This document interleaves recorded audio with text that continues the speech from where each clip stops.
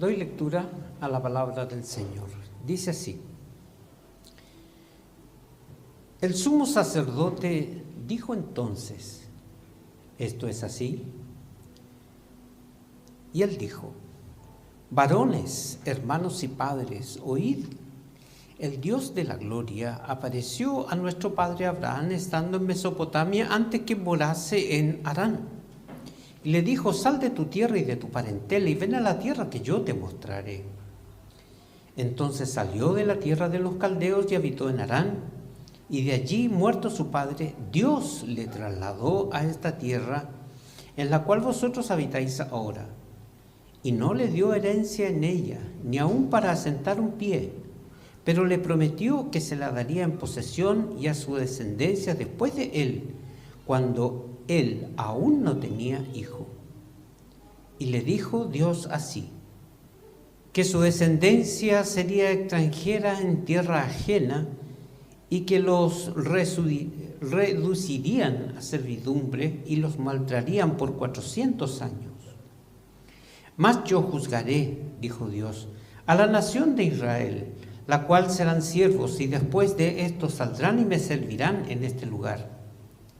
Y le dio el pacto de la circuncisión, y así Abraham engendró a Isaac, y le circuncidó al 8º día, a Isaac, a Jacob, y Jacob a los 12 patriarcas.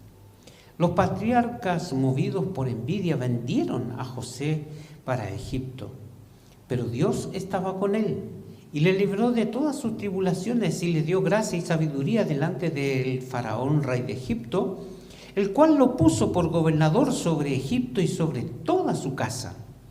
Vino entonces hambre en toda la tierra de Egipto y de Canaán, y grande tribulación, y nuestros padres no hallaban alimento. Cuando oyó Jacob que había trigo en Egipto, envió a nuestros padres a la primera vez, y en la segunda, José se dio a conocer a sus hermanos, y fue manifestado a Faraón el linaje de José. Y enviando, José hizo venir a su padre Jacob y a toda su parentela, en número de 75 personas. Así descendió Jacob a Egipto, donde él murió, y también nuestros padres, los cuales fueron trasladados a Siquem y puestos en el sepulcro que a precio de dinero compró a Abraham de los hijos de Amor en Siquem. Que el Señor bendiga su santa palabra. En esta mañana, nuestro sermón le he titulado La defensa de un mártir. Más que nada, este sermón está conectado con el sermón anterior, donde allí Esteban había sufrido oposición. Y hemos estado hablando acerca de esa oposición que ocurrió con él y cómo él se enfrentó a esto. Pero finalmente nosotros encontramos que él fue tomado y fue traído aquí delante de los ancianos. Y quiero comenzar más o menos hablando un poco acerca del Sanedrín, el tribunal que iba a juzgar básicamente allí a Esteban. En primer lugar, el Sanedrín estaba dentro del templo. Había un lugar allí en el recinto donde allí se juntaban los ancianos y se tomaban las decisiones frente a cualquier situación que habían. Si esta reunión del Sanedrín no se llevaba a cabo en ese lugar, entonces nosotros encontramos que no eran válidas allí las reuniones y los acuerdos que ellos podían tomar. El tribunal, por ejemplo, no podía reunirse de noche, ni tampoco podía reunirse en días de fiesta. Ellos sencillamente tenían que hacerlo en un tiempo normal, donde no afectaran a este tipo de reuniones. Los testigos eran allí investigados, interrogados por separado. Cada miembro del Sanedrín, 70 ancianos, daban su veredicto sobre esto. Y nosotros encontramos de allí también que el Sanedrín tenía esa función de juzgar a cualquier persona que ellos consideraran que habían sospechas de ser un falso profeta o de que estaba hablando cosas que no iban de acuerdo a la creencia de ellos o de la ley. Así que ese era el Sanedrín. Así estaba. A ese lugar se fue básicamente Esteban. Allí lo llevaron. ¿Cómo estaba él? Me imagino, él estaba muy bien. Él estaba seguro de sí mismo. No había miedo, no había terror, espanto. El lugar, básicamente, según algunos historiadores, se le llamaba el Salón de la Piedra Labrada, donde la persona estaba al centro y allí estaba el sumo sacerdote y el resto de las personas, los 70, estaban mirándole a él. Esteban estaba solo, pero él estaba seguro de sí. Esteban estaba completamente tranquilo y en paz por todo lo que había ocurrido, más que nada lo que él había dicho y hecho. Recordemos que él era un diácono, un hombre lleno de fe, lleno del Espíritu Santo, un hombre el cual, aún teniendo el nombramiento de ese servicio diaconal, él era un gran predicador, un gran conocedor de las Escrituras. Y se inicia el juicio, comienza este juicio, un juicio que es muy interesante, no es un juicio como los que nosotros hoy acostumbramos ver o conocer. El sumo sacerdote, el presidente, por así decirlo, de la Corte Suprema, es el que se dirige a Esteban. Y se dirige él siendo Caifás, y era el sacerdote que gobernaba a todos los demás otros sacerdotes.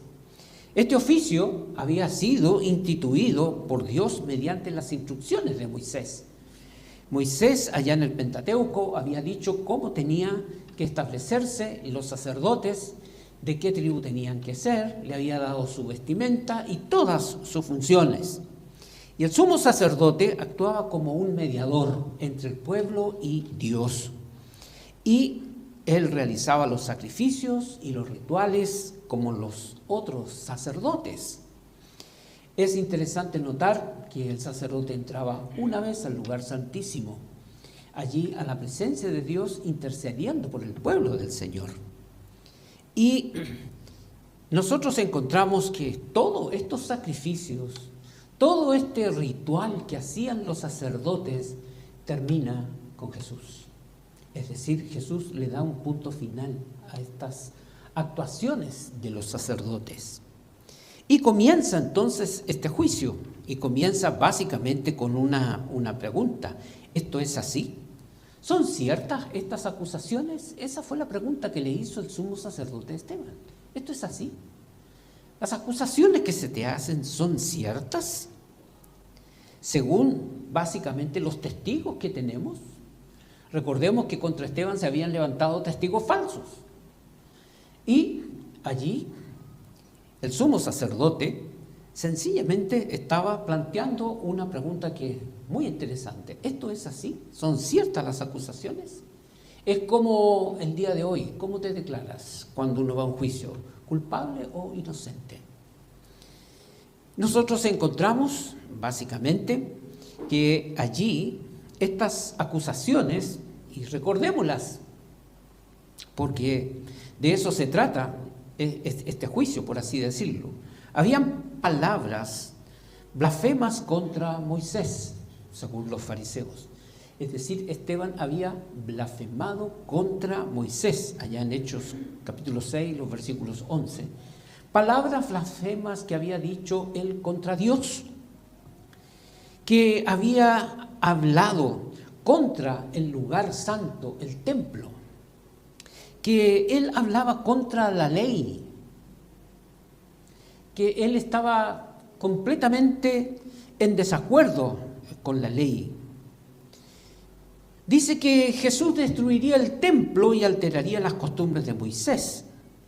Entonces nosotros encontramos que esas eran las acusaciones. Tú estás hablando contra la ley, estás hablando contra Moisés, estás hablando contra Dios, estás hablando contra este lugar santo. Esas son tus acusaciones. Y nosotros encontramos que estos líderes religiosos centraron todo su énfasis de salvación en el templo y la ley. Es decir, miren, si no hay templo, si no hay ley, no hay salvación. Y nosotros estamos a cargo del templo y nosotros estamos a cargo de la ley. Así que si tú te estás oponiendo a esto, lamentablemente nosotros tenemos que juzgarte y condenarte.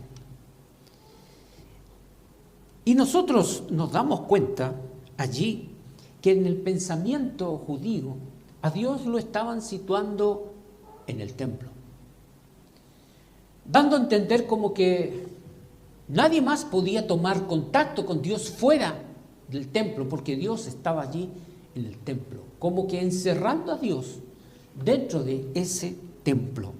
Y esto es importante tenerlo en vista cuando nosotros vamos a hablar de cómo Esteban comienza a mencionar aspectos que no están relacionados tanto al templo, sino que están fuera del templo. Entonces, él comienza mencionando de un aspecto muy importante allí, cuando dice que Dios se le apareció a Abraham, ¿dónde? En Mesopotamia. No era en el templo. Ellos pensaban que la única forma en cómo yo puedo adorar a Dios y hablar con Dios y encontrarme con Dios y que Dios me vea a mí era en el templo. Oye, pero ¿sabes una cosa?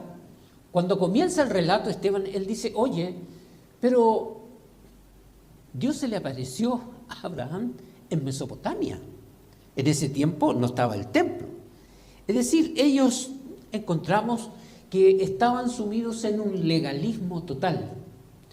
Solo en el templo está la presencia de Dios, debe ser adorado allí. Y Esteban, esto él lo sabe muy bien, y por eso es que él comienza a hablar de una forma bastante como que fuera, bueno, parece que está contestando otra cosa. Nosotros podríamos poner un ejemplo de esto. ¿Vienes al templo hoy? Sí, amén. Qué bueno que vienes al templo. Pero sabes, nosotros tenemos que pensar de que Dios también está fuera del templo y te está mirando. Él sabe lo que haces fuera del templo. Él sabe muy bien lo que nosotros estamos haciendo aquí adentro. Pero también sabe lo que tú haces fuera del templo. De cómo es tu vida. Fuera de este templo, Dios lo sabe. Dios te está mirando. Quizás, como decían ellos en aquella época, bueno, ya cumplimos con ir al templo, ya cumplimos con lo que tú pides, ahora déjame hacer lo que yo quiero. Esto es lo que confronta el profeta Isaías cuando inician sus capítulos. Cuando él dice, oye, no me traigan más vana ofrenda. Estoy cansado, aburrido de sus sacrificios. Me tienen harto, no lo soporto, no aguanto lo que ustedes hacen. Porque su corazón está lejos de mí. Porque el pensamiento judío, el pensamiento de ellos, Señor, ya fuimos al templo y ya te cumplimos todo lo que tú nos pides, ya dimos todos los sacrificios que tú nos pides, ahora entonces déjame hacer lo que yo quiero. Ese era el pensamiento de aquella época. Y Esteban lo sabe muy bien. Por eso que nosotros encontramos de una manera muy clara la respuesta de Esteban, que comienza en el versículo 2. No responde a la pregunta. ¿Esto es así? Interesante. Él no respondió ni sí ni no. No cayó en la trampa de esta pregunta. Interesante que tampoco él se defendió. Uno podría decir, bueno, aquí ahora Esteban comienza a defenderse de sus acusaciones, pero él no se defendió. Le hacen una pregunta, pero ¿esto es así? Mira, estas acusaciones que están en contra tuya son así. Él no respondió a la pregunta. No dijo ni sí ni no. Y lo más interesante es que tampoco se defiende. Él lo que hace ahora es dar una respuesta muy, muy extensa. Fíjese cómo inicia el versículo 2. Varones, hermanos, padres, oíd. ¿Y qué pasó con la respuesta? ¿Y qué pasó con las acusaciones que te estamos haciendo? Él no responde. Directamente entra allí a dar un discurso, una predicación larga y extensa. Y dentro del contenido de esa predicación van a ir saltando algunas cosas importantes que él está queriendo llamar su atención. Así que podemos darnos cuenta de este aspecto. Él responde con un discurso, y en ese discurso él va a mostrar a Dios, la fidelidad de Dios, de cómo actúa Dios. Va a mostrar a Cristo, va a mostrar al mediador del nuevo pacto. Cómo Dios realmente establece una relación con nosotros, una nueva relación que no es una relación que se limita solamente al templo y a las leyes, sino que es algo mucho más allá, mucho más profundo. Y Esteban, para contestar esto, seleccionó, por así decirlo, 4 aspectos, seleccionó 4 épocas o 4 personajes, por así decirlo, importantes. Él comienza primero a hablar acerca de Abraham y la era patriarcal. Luego comienza a hablar acerca de José y cómo fue la vida de José en ese tiempo. Va a continuar hablando después de David y Salomón, básicamente del establecimiento de la monarquía, pero antes va a hablar acerca de Moisés y el éxodo y las peregrinaciones. Esos son los 4 temas de su discurso, esos son los 4 temas los cuales él va a contestarle a ellos, para ver si ellos logran abrir su entendimiento para que puedan comprender el nuevo pacto. Porque los fariseos estaban ciegos, cegados, básicamente, al aspecto legalista, en todo tiempo, en todo momento. Con esta, por así decirlo, con estos temas que él va a tocar de Abraham, de José, Moisés, David y Salomón, en primer lugar, Esteban demuestra que él conoce muy bien las Escrituras, las sabe. Conocía la historia de Israel y la conocía a profundidad, completa. Conocía acerca de la nación de Israel, de los reyes de Israel, de los profetas de Israel. Él sabía perfectamente todo. Era un maestro, a pesar de ser un diácono, un servidor, era un conocedor de las Escrituras. Y mis queridos hermanos, este es el primer aspecto que nosotros tenemos que recalcar. Para que nosotros podamos enfrentar cualquier tipo de oposición que tengamos, nosotros debemos conocer las Escrituras, debemos saber las Escrituras, debemos saber lo que nos enseña, lo que nos dice. Esteban usó el Antiguo Testamento para demostrar el error de los fariseos y de los saduceos. Va a usar a estas personas del Antiguo Testamento para mostrar el error de sus acusadores. A veces en oposiciones que nosotros tenemos en nuestra vida o en el día, no sabemos qué contestar o qué decir.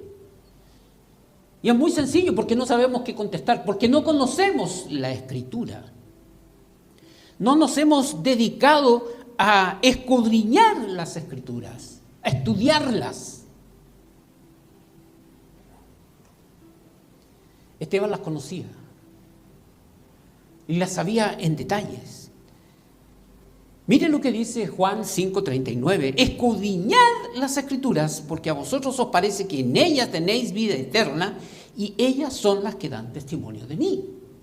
Un mandato de escudriñar, investiga, estudia las Escrituras, porque cuando venga la oposición tú vas a tener que dar argumentos escriturales acerca de lo que se te cuestiona. No es la opinión de fulano o mengano. Oye, la Escritura dice esto sobre esto. Y de eso no podemos movernos, porque sencillamente lo plantea y lo dice la Escritura. Primera de Pedro 3:15 nos dice: si no, santificad a Dios el Señor en vuestros corazones y estad siempre preparados para presentar defensa con mansedumbre y reverencia ante todo el que os demande razón de la esperanza que hay en vosotros. El desafío grande para cada uno de los cristianos, los hijos de Dios, es que deben conocer las Escrituras, deben estudiarlas, deben vivir de acuerdo a lo que las Escrituras dicen. ¿Tú estás preparado en las Escrituras para enfrentar cualquier oposición que tengas? ¿Cualquier acusación que te hagan? ¿Tienes una postura bíblica sobre los problemas y las situaciones que hoy en día surgen? ¿Qué dice la Escritura de la política? ¿Qué dice la Escritura del aborto? ¿Qué es lo que dice? ¿Qué dice la Escritura sobre corrupción? Hay una enseñanza bíblica al respecto. Por eso es que es importante que nosotros conozcamos la Escritura, estudiemos la Escritura, porque la Escritura contiene todo lo que nosotros necesitamos saber para vivir de acuerdo a lo que Dios nos pide que hagamos. Tus finanzas, tu familia, tu matrimonio, tu vida, tus decisiones, la Escritura te lo plantea de una manera clara. Pero si tú no te acercas a las Escrituras y no las estudias, no conoces la doctrina, claro que no te vas a poder defender. Vas a sucumbir frente a las oposiciones. Esteban, en el juicio, lo que hizo fue presentar las Escrituras. Nada más. Y fue más allá de una defensa. Mostró la realidad de cómo son las cosas ahora, sobre todo acerca de la persona de Dios, acerca del templo, acerca de la ley, acerca de los sacrificios. Nosotros encontramos que Esteban comienza a mostrar cada uno de esos aspectos con las Escrituras. Ustedes me acusan de todas estas cosas, no les voy a dar ninguna respuesta. Yo lo único que voy a hacer es mostrarte lo que dice la Escritura. Nada más. Él está mostrando la verdad, la realidad de cómo son las cosas ahora, en la relación que se debe tener con Dios. Y los fariseos, por su ceguera, por su terquedad, no lo ven. Por eso vamos a nuestro segundo punto, que es su defensa por medio de hablar acerca de Abraham, que lo encontramos en los versículos 2 al 8.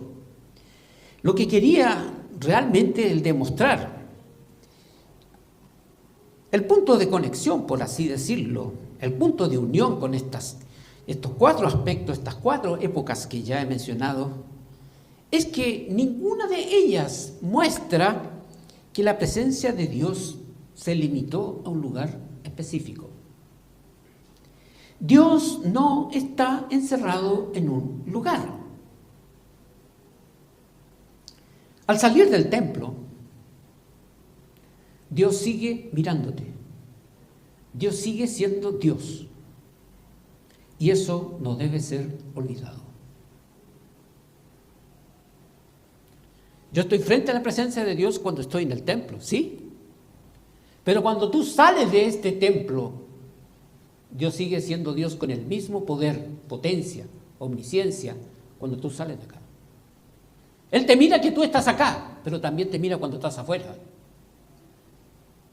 Hoy en día mucha gente dice, bueno, es que yo voy al templo, sí, y vive como quiere su vida afuera.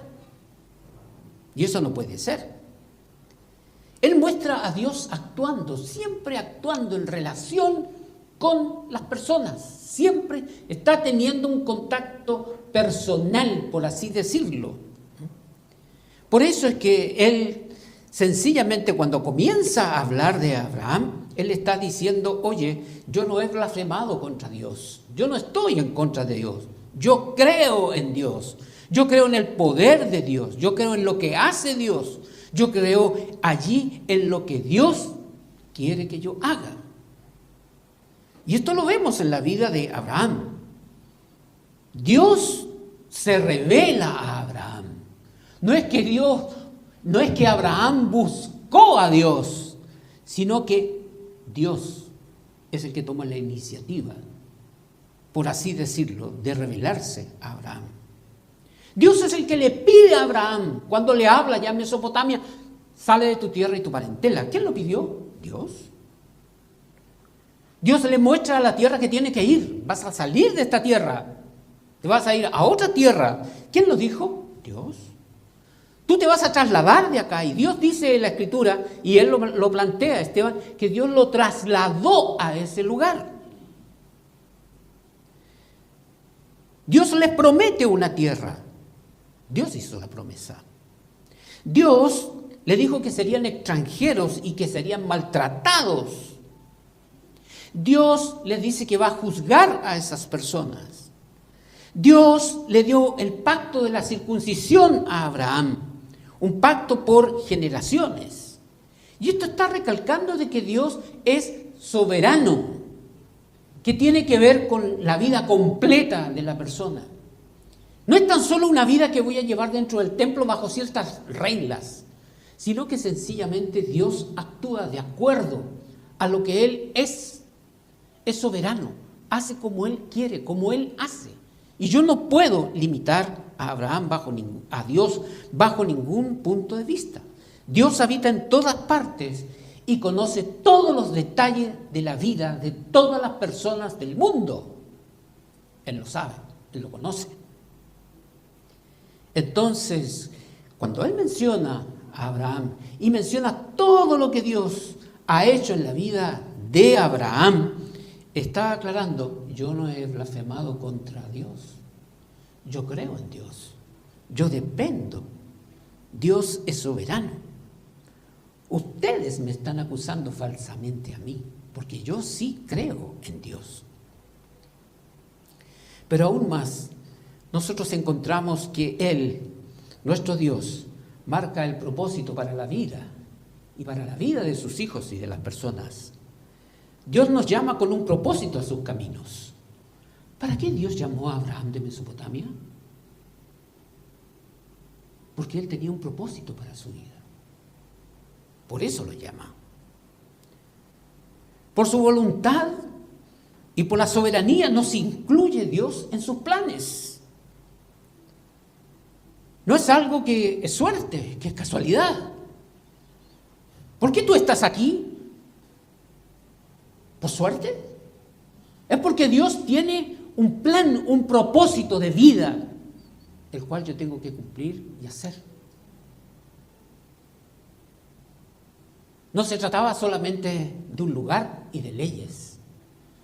Se trataba de un plan de vida que Dios tiene para cada uno de nosotros. Y los fariseos eso no lo entendían. No nos interesa el plan que Dios tenga para tu vida. Con tal que el templo y cumplas la ley, está todo perfecto. Pero Él iba un poco más allá. Él estaba muy lejos del pensamiento que tenían los judíos sobre el templo y también sobre las leyes. Pero encontramos que Él sigue avanzando para que nosotros vayamos conociendo mucho más de cómo Dios se relaciona con nosotros y que se relaciona de una manera muy personal. Y eso me está apuntando cuando Él comienza a hablar acerca de José. Mira, ¿qué pasó con José? Y Él comienza a decir eso. Está enfatizando de cómo procede Dios, de cómo es Dios, cómo trata Dios a las personas, de qué forma, de qué manera. Dios no es un Dios lejano, inalcanzable, un Dios desconocido, que no sabemos de cómo es Él y de lo que Él puede hacer, que no sabe lo que me acontece, que no sabe lo que me duele, que no sabe lo que me está pasando.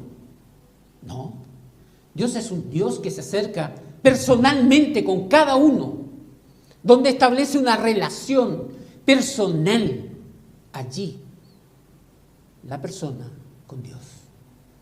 En el pensamiento judío no está esa relación. La relación que había solamente es el templo y cumplir las leyes. Con eso ya está. Eso era todo. Era algo sin esperanza, sin fuerzas, sin ánimo. Era solamente un legalismo.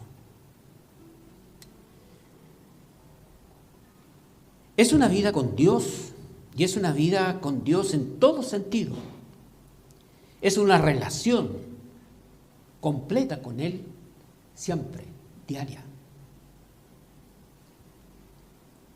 Si nosotros dijéramos hoy en día, oye, ven a la iglesia y bueno, y da tu ofrenda y con eso ya estás listo. Pero durante la semana tú no oras. Durante la semana tú sencillamente no lees las Escrituras. Durante la semana tú andas haciendo cosas indebidas. Durante la semana quizás andas en ciertas prácticas que no debes hacer. Durante la semana a lo mejor caes en deshonestidad. A lo mejor tratas mal a tu esposa. Pero usted dice, yo me voy a la iglesia y ofrendo. La vida cristiana no es más que un templo y ofrendar. Es mucho más que eso. Es cómo estoy viviendo ahora. ¿Cómo es mi relación con Dios ahora? ¿Cómo estoy viviendo? ¿Estoy haciendo yo su voluntad de acuerdo a lo que Él pide? ¿Cómo llevo mi vida? Como lo dice el Nuevo Testamento, es vivir como es digno del Señor. ¿O me estoy portando como los fariseos? Ya cumplí, ya hice, ya me fui. ¿Qué más quieren? Ahora déjenme hacer lo que yo quiero. Ese es un pensamiento que no corresponde a la Escritura. Por eso es que nosotros decimos del Señor que Él es mi Señor, es mi Salvador, es mi Rey, mi Señor. Yo estoy sujeto a Él y a nadie más, en todo tiempo y en todo momento. No me sujeto a lugares, no me sujeto a leyes, a cumplir. Es más que eso. Y nosotros encontramos que esto se demuestra con José. Lamentablemente hoy encontramos muchos cristianos que son tentados y caen justamente por este pensamiento legalista. Lo que pasa es que ya me fui y cumplí. Y por eso vienen repetidas caídas. Y por eso nunca se pueden afirmar, nunca pueden tomar compromiso, nunca pueden tomar la decisión a cambiar. ¿Y por qué? Por un pensamiento legalista. Ya cumplí, ya me fui, ya hice. Pero la vida cristiana es más que eso. Y eso es lo que está demostrando Esteban. La relación con Dios es más que lugar, es más que cumplir leyes. Es un estilo de vida el que yo tengo que llevar, un estilo nuevo de vida. Y él va a mencionar los aspectos de la vida de José en el texto. Dice que José, en la historia que conocemos, fue maltratado por sus hermanos. Ustedes conocen lo que pasó con José. Fue vendido como esclavo. José fue acusado falsamente y fue a la cárcel. Pero ¿cómo reacciona José frente al pecado y a la tentación? Las palabras de José en Génesis 39:9 dice, ¿cómo pues haría yo este gran mal y pecaría contra Dios? ¿Y dónde estaba José? En ese tiempo no había templo. En ese tiempo no estaban las leyes. Pero José entendía muy bien que había ciertas cosas que él no tenía que hacer. Él se dio a conocer a sus hermanos, perdonó a sus hermanos, trajo a su padre. Y finalmente, antes de su muerte, él dijo estas palabras a sus hermanos que le trataron muy mal. Vosotros pensantes el mal contra mí, mas Dios lo encaminó a bien para hacer lo que vemos hoy, para mantener en vida a mucho pueblo. ¿Se da cuenta la relación de vida que tiene José con Dios? No habiendo templo, no habiendo leyes, estando lejos del seno de su familia. Nosotros encontramos que esta larga historia que está diciendo Esteban, bueno, ¿y por qué? ¿Acaso no sabían los fariseos la vida de Abraham y la vida de José? Esteban está poniendo énfasis en una relación personal que deben tener los hijos con Dios por medio de Jesucristo. Yo estoy contigo en cualquier lugar. Pensemos en lo que pasó José, y José siempre tuvo eso muy presente en su mente y su corazón. Estoy en la cárcel, tú estás conmigo. Estoy siendo tentado, tú estás conmigo.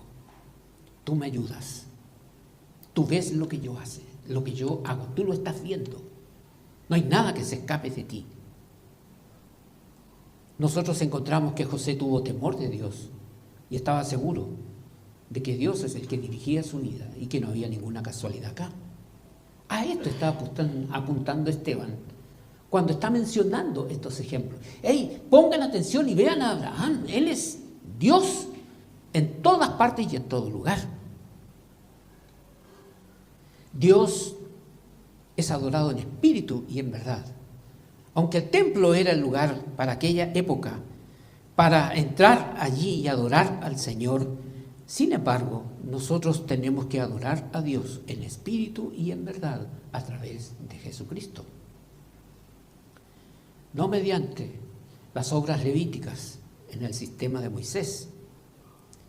Esto demuestra cómo debemos vivir siendo dignos de la vocación con que fuisteis llamados. Esto nos deja claro que el templo no puede encerrar a Dios. Esto nos deja muy en claro que nosotros tampoco podíamos cumplir las obras de la ley bajo ningún punto de vista, pero ellos eran tercos y porfiados y ciegos. En lugar de permitir que la ley les enseñara a ellos la necesidad de un Salvador, de Jesucristo, ellos la usaron ilegalmente para alentar sus propias observancias para agradar a Dios. Y eso no tenía respaldo. Por tal razón, cuando uno llega al final de este sermón, y que lo veremos más adelante, mis queridos, cuando llegamos al final de este sermón, vemos a un Esteban que con fuerza les dice: ustedes crucificaron a Jesucristo, ustedes no entendieron la obra que Él estaba haciendo. Por eso, mis queridos hermanos, nosotros viendo en esta mañana este aspecto tan importante, la defensa de un mártir, la defensa de las oposiciones que presentó Esteban, fue solamente la Escritura. ¿Qué papel está jugando la Escritura en tu vida? ¿La estás estudiando? ¿La estás leyendo? ¿Tienes una opinión bíblica de lo que dice la Escritura en cuanto a lo que tú haces, a lo que tú vives, o en cuanto a la profesión que tú tienes? ¿Qué dice la Escritura? Nosotros encontramos que la Escritura es allí donde nosotros debemos permanecer siempre. No podemos salir de los marcos escriturales. Nuestra opinión siempre tiene que ser la bíblica. Esto dice la Escritura, es lo que creo y es lo que hago y es en lo que me deleito. Esa debe ser nuestro punto. Dios está afuera contigo cuando vas en el colectivo, cuando estás trabajando, cuando estás entre papeles, cuando estás entre gestiones. Dios está allí contigo y Él ve cómo yo me estoy comportando y cómo estoy llevando mi vida, porque tengo que tener esa relación personal con el Señor. Oremos. Amado Padre, gracias por el testimonio de tu siervo Esteban. Te rogamos que tú nos ayudes para que siempre lo podamos tener presente y podamos, Señor, vivir teniendo esa convicción de que tú estás con nosotros a nuestro lado y que tú nos has dejado a tu Hijo Jesucristo para que nosotros tengamos el camino para dirigirnos al Padre. Ayúdanos. Lo rogamos en el nombre de Cristo Jesús. Amén.